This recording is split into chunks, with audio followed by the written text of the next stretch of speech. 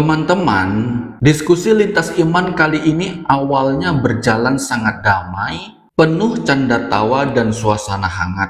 Namun siapa sangka, suasana langsung memanas ketika Ustadz Yusuf mengatakan bahwa Yesus adalah anak durhaka. Pernyataan ini sontak membuat wanita Kristen ini merasa tersinggung dan langsung emosi. Tapi mengapa Ustadz Yusuf sampai berani melontarkan pernyataan seperti itu? Apakah ada dasar yang kuat di balik ucapannya tersebut? Atau hanya sekedar provokasi dalam debat? Yuk kita simak bersama jalannya diskusi yang awalnya damai, tapi akhirnya berubah menjadi perdebatan sengit penuh argumen tajam. Anak durhaka.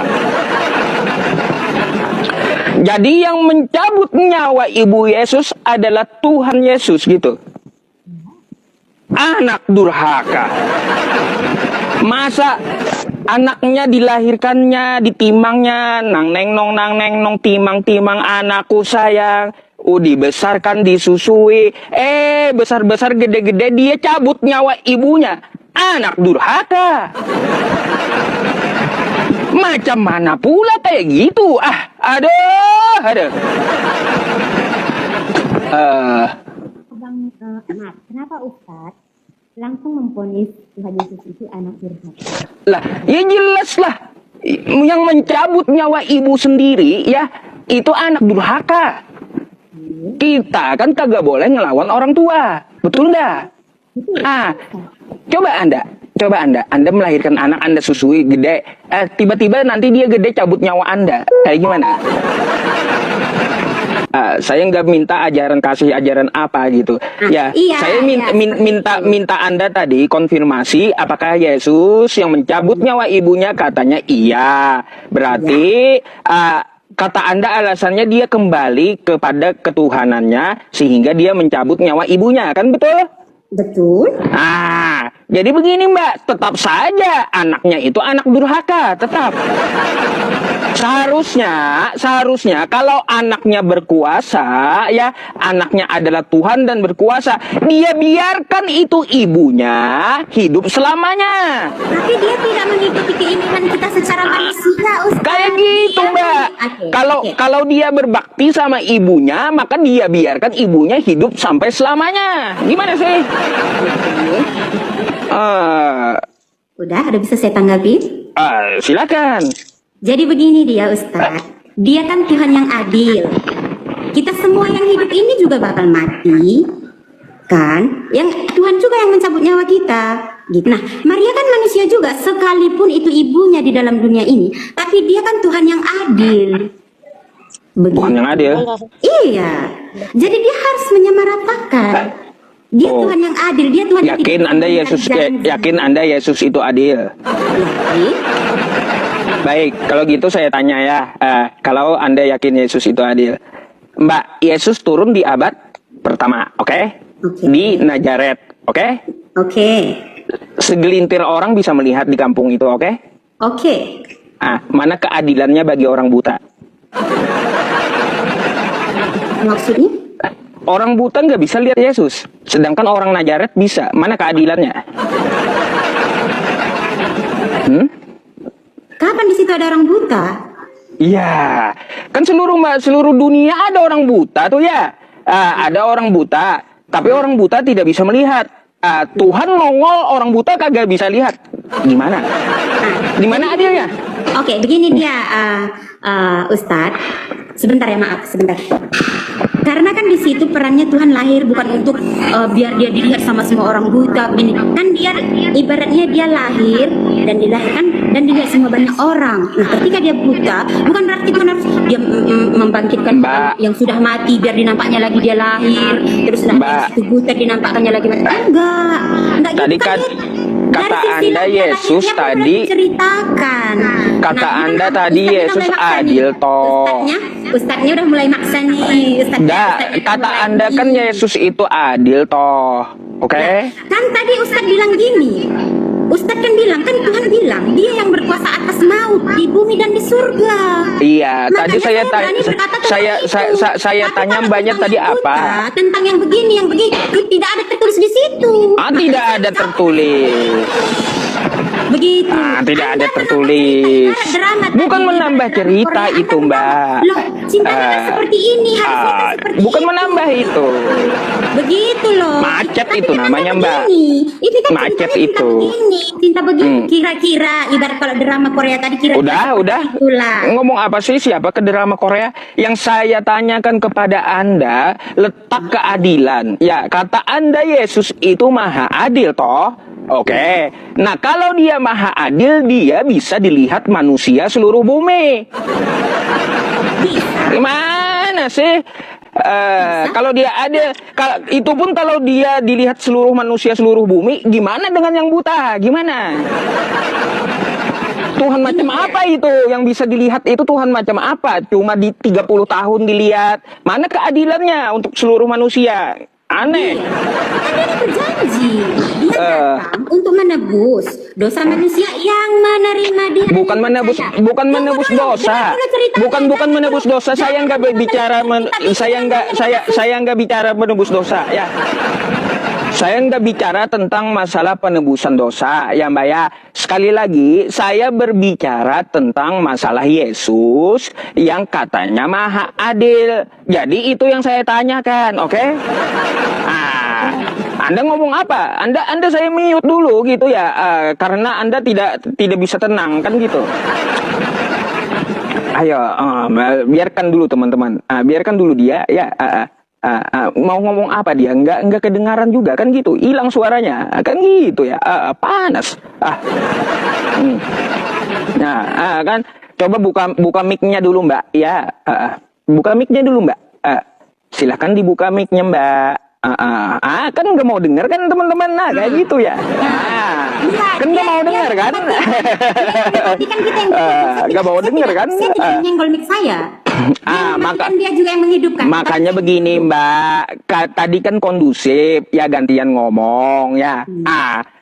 Saya bilang jangan keluar temanya keadilan, bukan menebus dosa, bukan. Kan dia adil, kan saya bilang. Masa Oke. 30 tahun masa begini, masa kan saya mau menjelaskan tetapi Anda udah lari. Kesimpulannya aja Anda belum mendapatkannya loh Ustaz. Ya, kesimpulannya Jadi, nggak adil. bagaimana Anda berdakwah dengan cara begitu? Oh, kesimpulannya nggak adil. Kan menurut Ustaz, kan belum selesai. Kan selesai nggak boleh Anda menilai. Kan itu Coba Anda. jelaskan Belum keadilan menentukan. Yesus seperti Belum apa. menentukan. Dan Coba tidak keadilan berubah. Yesus untuk seluruh manusia seperti apa? Silahkan. Coba Anda jelaskan dulu keadilan Yesus bagi seluruh manusia. Coba silahkan. Nah, keadilannya ketika dia menebus dosa manusia itu keadilannya. Oke? Keadilan Dan apa? pada saat akhir zaman nanti yang tidak menerima dia sebagai Tuhan dan juru selamat, dia akan yang akan masuk neraka juga disiksa. Bukan masalah penebusan dosa, keadilan. Kan tadi nanya keadilan, itu juga Iya. keadilan. Anda hanya berbicara tentang keadilan. Iya, Nah, keadilan keadilannya. Yesus bagi seluruh manusia. Iya, udah itu. Ya, Semua manusia yang mau menerima, yang nggak menerima nanti semua dapatkan upah masing-masing. sekarang gini. Anda lihat Yesus nggak? Pernah lihat Yesus nggak? Enggak, hanya gambaran yang diceritakan aja di kitab. Kenapa Kira-kira orang seperti ini, seperti kenapa ini, orang gitu. abad pertama doang yang bisa lihat? Adil nggak tuh? Adil nggak? Orang abad pertama bisa lihat Tuhan Anda nggak bisa lihat. Adil nggak? Adil nggak? Mana suaranya? Suaranya mana Mbak? Adil. Adil, jangan Anda hilangkan suara saya, ya. Ente Saya tidak sendiri. menipu layar saya. Saya tidak melentur. Kamu Saya sendiri yang nggak ada suaranya. Elah. Nah, Banyak jadi kalau Anda tidak lihat Yesus, orang abad pertama bisa lihat Yesus, adil nggak? Adil. Di mana adilnya? Karena bentuk keadilan Tuhan itu tidak hanya seolah-olah melihat Tuhan Yesus itu dengan nyata. Karena dia berkata, berbahagialah orang yang tidak melihat namun percaya. Ya, Makanya disebut adil. itu kan di dalam hati, melihat dalam hati. Bukan. Oke? Dalam iman, oke? Intinya, Yang saya pertanyakan bagi mata, Yang saya pertanyakan bagi mata. Oke? Bagi Secara mata. tidak langsung, Anda menuntut saya supaya Yesus itu lahir sampai hidup di sini sampai selama-lamanya. Sedangkan Loh, dia sudah berkata, seharusnya dia kalau dia maha adil, Mbak ya. Dia menyediakan tempat bagi kami yang percaya. Kalau Karena Yesus saya itu paham maha sama dia. adil, maka dia bisa dilihat seluruh manusia Sudah di muka bumi. dilihat. Mau Sudah dia buta dilihat. atau kagak bisa itu, ya. Dia nggak boleh lihat sama dia nggak mau. Ah, gitu. Itu baru adil. Kalau Anda kagak lihat, cuma orang abad pertama yang bisa lihat, itu namanya nggak adil. Adil. Nggak adil. Nggak adil. Adil. Nggak adil kayak gitu udah, Adil. ya. Makanya ya teman-teman, kalaupun ada Yesus turun ke tempat saya di sini, saya protes, kenapa kau nggak adil? Saya tanya pasti gitu. Lu pasti makanya dia nggak peduli sama kamu karena manusia yang tidak puas. Gitu. Tuhan itu harus maha adil. Ya, ternyata Yesus nggak bisa adil. Ya, kan gitu Karena ya kalau teman-teman. pakai menurut itu ikut-ikutan nanti diteruskan asumsi Anda. Bukan asumsi Tidak itu. pernah puas-puasan. Itu adalah dalil-dalil yang ditanyakan gini semua diprotes, yang sudah dikasih pun jawaban yang ini nggak adil. Padahal sudah dibilang itu keadilan nggak adil. ya kan tadi kan udah kita banding. Itu alasan, udahlah. Kita banding udah. Anda nggak bisa lihat Yesus. Ya, orang pertama bisa lihat Yesus, Anda nggak bisa lihat Yesus. Di mana keadilan Yesus kayak gitu? Ya, bagi matanya. Karena dia sudah berkata. Dia ketika dia lahir dan setelah itu dia akan disalib untuk menggantikan kami yang berdosa ini, yang Bukan percaya lahir dengan disalib, Anda. nggak nyambung. Jadi begini, Anda tidak mau tahu dengan alasan itu semua. Nggak nyambung yang saya tanya itu tentang masalah sifat keadilan, ya.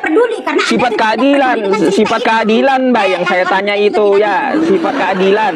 Yang saya tanyakan itu sifat keadilan Tuhan, ya, bukan masalah penebusan dosa di kayu salib. Apa yang enggak? Tetap adil. Di mana adilnya bagi mata? Sekarang gini, dia mau Anda terima, mau Anda tidak terima, terserah. Ya jelas nggak bakalan diterima lah, nggak bakalan. Ceritanya dari awal Anda tidak terima. Ngapain saya menuhankan manusia yang menuhankan Tuhan yang tidak adil? Ngapain coba? Apakah dengan cara seperti ini kualitas Anda? Oh, ya. Astaga. Terus udah? Udah. Oh, ya udah gitu. Ya udah. Oke. Selamat malam. Selamat malam. Aduh. Kan gitu, ya. Kehabisan jawaban. Ustadz BI, apakah begini cara Anda berdakwah? Habis sudah itu, ya. Kalau ngomong seperti itu sudah bagi saya udah kehabisan argumen orangnya. Ya kan kayak gitu ya teman-temannya. Kalau seperti itu udah kehabisan argumen udah. Gitu. Saudaraku semua, dari perdebatan ini semakin nyata bahwa emosi tidak bisa menggantikan kebenaran. Wanita Kristen tadi hanya melontarkan kata-kata kosong, tapi tidak sanggup membantah hujah yang jelas. Bagaimana mungkin Tuhan disebut adil jika hanya hadir di satu tempat, satu zaman, dan tidak bisa diakses oleh semua umat manusia? Itu jelas bukan keadilan, melainkan keterbatasan. Inilah bukti rapuhnya keyakinan mereka. Sedangkan Islam menegaskan Allah hadir untuk semua hamba tanpa terikat ruang, tanpa terikat waktu dan kondisi. Allah adalah satu-satunya Tuhan yang benar, karena keadilannya berlaku untuk seluruh umat di sepanjang zaman. Maka wahai umat Islam, ambillah pelajaran, jangan terjebak oleh ucapan emosional tanpa dalil. Pegang teguh Al-Quran dan Sunnah, karena disitulah letak kebenaran yang tak terbantahkan. Sedangkan Anda, wahai umat Kristen, renungkanlah, hidup hanya sementara. Jangan sampai Anda menyembah dan mengabdi kepada Tuhan yang salah.